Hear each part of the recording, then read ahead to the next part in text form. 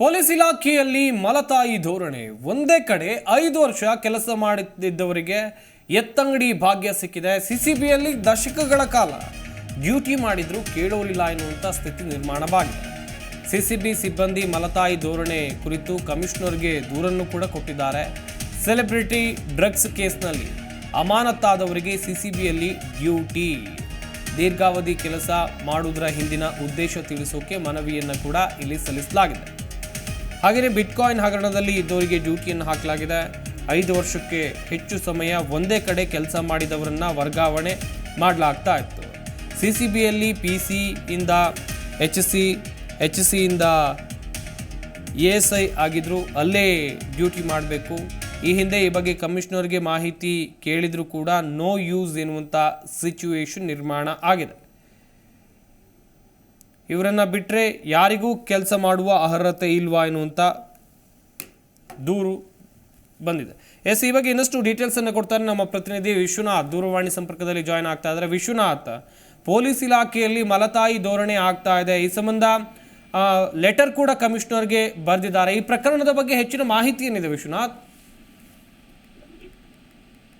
ಖಂಡಿತವಾಗಲು ಈಗಾಗಲೇ ಪೊಲೀಸ್ ಇಲಾಖೆಯಲ್ಲಿ ಅನೇಕ ಬಾರಿ ವರ್ಗಾವಣೆಗಳನ್ನ ನಾವು ನೋಡ್ತಾನೆ ಇರ್ತೀವಿ. ವರ್ಗಾವಣೆಯಾದಂತಹ ಸಂದರ್ಭದಲ್ಲಿ ಕೆಲವರಿಗೂ ಅಸಮಾಧಾನ ಕೂಡ ಆಗಿರುತ್ತೆ. ಅಂದ್ರೆ ಆಯಕಟ್ಟಿನ ಜಾಗದಲ್ಲಿ ತಮ್ಮವರನ್ನೇ ನೇಮಕ ಮಾಡ್ತಾರೆ ರಾಜಕಾರಣಿಗಳು ಅನ್ನೋ ಒಂದು ಆರೋಪಗಳು ಕೂಡ ಅನೇಕ ಬಾರಿ ನಾವು ಕೇಳ್ತಾ ಇರ್ತೀವಿ. ಈಗ ಸದ್ಯಕ್ಕೆ ಸಿಸಿಬಿಯಲ್ಲಿ ದಶಕಗಳ ಕಾಲ ಡ್ಯೂಟಿ ಮಾಡಿದ್ರು ಕೂಡ ಯಾರು ಕೂಡ ಅವರನ್ನ ಟ್ರಾನ್ಸ್ಫರ್ ಮಾಡೋದಕ್ಕೆ ಮುಂದಾಗಿದಿಲ್ಲ ಅನ್ನೋ ಮಾತುಗಳು ಕೂಡ ಕೇಳಿ ಬರ್ತಾ ಇರುವಂತದ್ದು. ಅದರಲ್ಲೂ ಕೂಡ ಸ್ಯಾಂಡಲ್ವುಡ್ ಡ್ರಗ್ ಕೇಸ್ ನಡೆದಂತಹ ಸಂದರ್ಭದಲ್ಲಿ ಇದ್ದವರಾಗಿರ್ಬಹುದು, ಇನ್ನು ಬಿಟ್ಕಾಯಿನ್ ಹಗರಣದಲ್ಲಿ ಇದ್ದವರಿಗೂ ಕೂಡ ಸಿಸಿಬಿಯಲ್ಲಿ ಕೆಲಸ ಮಾಡೋದಕ್ಕೆ ಅವಕಾಶ ಇನ್ನೂ ಕೊಡಲಾಗಿದೆ, ಅವರನ್ನ ಎತ್ತಂಗಡಿ ಮಾಡಿಲ್ಲ ಅನ್ನೋದು ಆರೋಪಗಳು ಕೂಡ ಇರುವಂತದ್ದು. ಈಗ ಸಿಸಿಬಿಯಲ್ಲಿ PC ಇಂದ HC ಇಂದ ಹಿಡ್ಕೊಂಡು ASI ವರ್ಗು ಕೂಡ ಅಲ್ಲೇ ಡ್ಯೂಟಿ ಮಾಡ್ತಾ ಇದ್ದಾರೆ ಅನೇಕ ವರ್ಷಗಳಿಂದ ಅನ್ನೋ ಒಂದು ಆರೋಪ ಕೂಡ ಕೇಳಿ ಬರ್ತಾ ಇರುವಂತದ್ದು. ಸದ್ಯಕ್ಕೆ ಈ ಒಂದು ಹಿನ್ನೆಲೆಯಲ್ಲಿ ಒಬ್ರು ಲೆಟರ್ ಕೂಡ ಕಮಿಷನರ್ಗೆ ಲೆಟರ್ ಕೂಡ ಬರೆದಿರುವಂತದ್ದು. ಇನ್ನು ಸಿಬ್ಬಂದಿ ಹೆಸರನ್ನು ಕೂಡ ಮೆನ್ಷನ್ ಮಾಡಿದ್ದಾರೆ. ಅನೇಕ ವರ್ಷಗಳಿಂದ ಇವರು ಕೆಲಸ ಮಾಡ್ತಾ ಇದ್ದಾರೆ, ಇವರನ್ನ ಎತ್ತಂಗಡಿ ಮಾಡ್ಬೇಕಾಗತ್ತೆ, ಯಾಕೆ ಮಾಡಿಲ್ಲ, ದೀರ್ಘಾವಧಿ ಕೆಲಸ ಮಾಡೋದರ ಹಿಂದಿನ ಉದ್ದೇಶವನ್ನ ತಿಳಿಸುವಂತೆ ಕೂಡ ಮನವಿಯನ್ನು ಕೂಡ ಮಾಡ್ಕೊಂಡಿರುವಂತದ್ದು.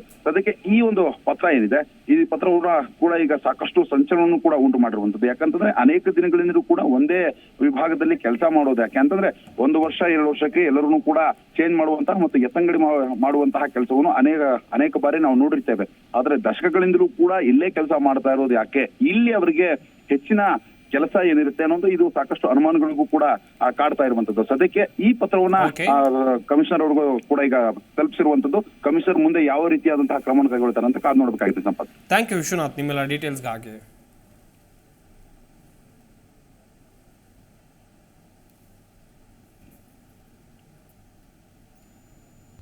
ಪ್ರತಿಕ್ಷಣದ ಸುದ್ದಿಗಾಗಿ Zee Kannada news app download ಮಾಡಿ.